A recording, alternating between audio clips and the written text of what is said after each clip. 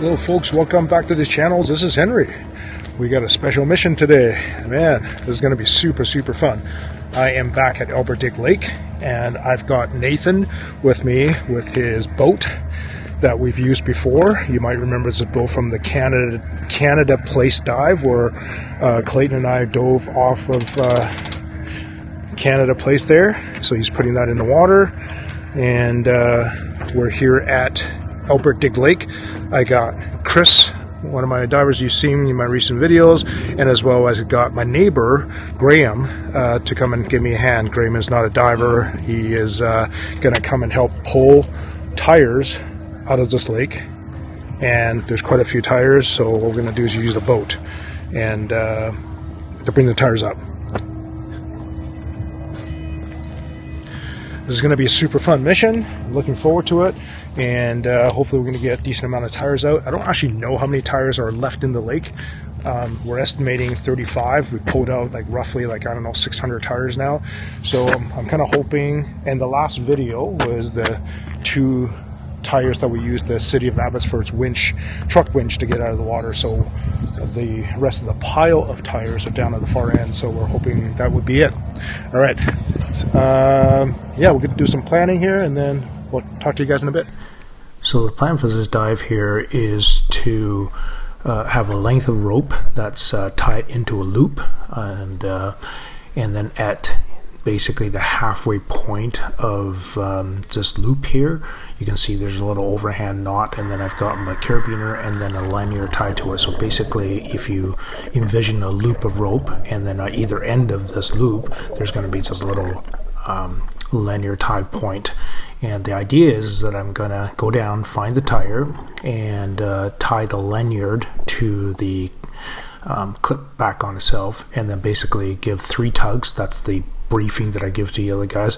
The unfortunate thing, there was a bit of a miscommunication where I'm not really sure exactly what happened, but basically they let go of the rope, which is not going to help at all. So I had to come all the way back up and hand the rope back up to them. You can see there they're pulling out that one tire, and I've got the other end out as they're pulling the other end up. So I've got the opposite end of that loop and then go back down, and I couldn't find the tires. There's about maybe 3 tires that I was on. I couldn't find that one. You can tell that I'm not on the same tires because they're not completely covered in silt, which becomes much more evident in this shot here. You can see as they're pulling the tire up, they're just bringing up some monster silt cloud, and they're pulling one side up and I'm pulling the other side down, and of course the unoccupied carabiner is now in my hand. Now I got to go find another tire. Generally, if I'm working in the same area, if I get a lot of tires, I'll just move forward a little bit and I'll just run into another tire. Of course, the problem is that as the visibility gets worse and worse, I really can't see what I'm doing. That's always the downside of trying to work in the same area. For the most part, if I'm just swimming in a random direction just looking for beer cans, I'm not really worried about zero visibility, like this spot right here. Basically, I know there's a tire in here somewhere, and I finally just have to swim out of that tire cloud and go forward and abandon whatever tires I was on because there's no way to run into it. So here is the pile of tires that I actually came to look for.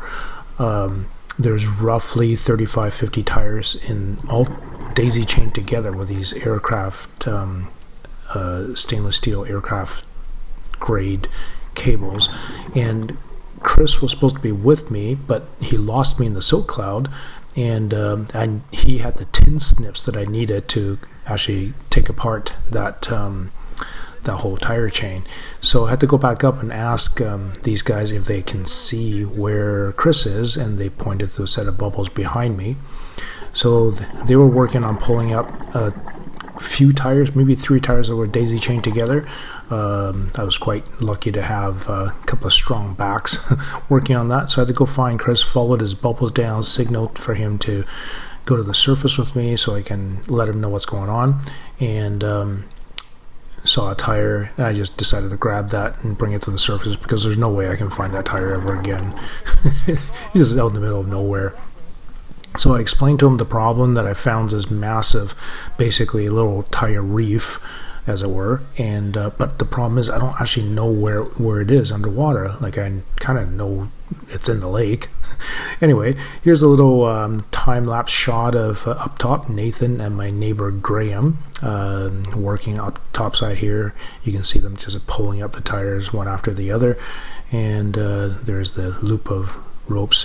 And then they once their boat was full, they brought back the tires to the shoreline, tossed it onto the shore, and then came back to grab us again.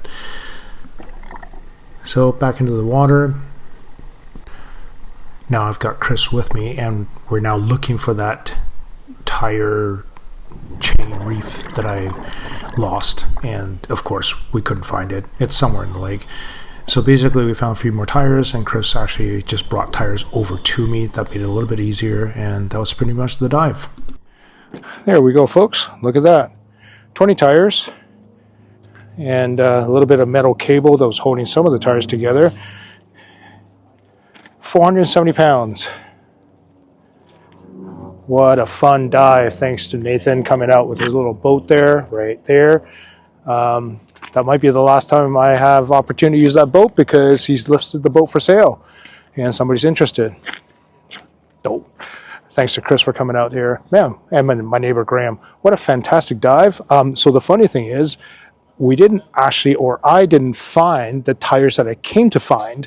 I found the tires that I weren't looking for, and then I found in the video there's a bunch of cable tires, and I lost those because I had to come up because Chris had the tin snips for snipping off the cables, and so I lost that pile of tires because I had to go find Chris. When I came back, we couldn't find the tires again.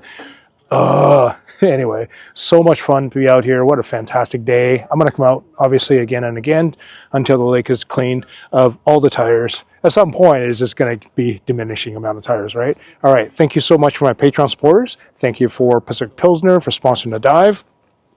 Thank you for Lime Bike Share. They were trying to come out today to help us with the dive logistics, but they just couldn't make it. And thank you for City of Abbotsford for helping out here. All right, guys. Thank you so much. We'll see you guys in the next one.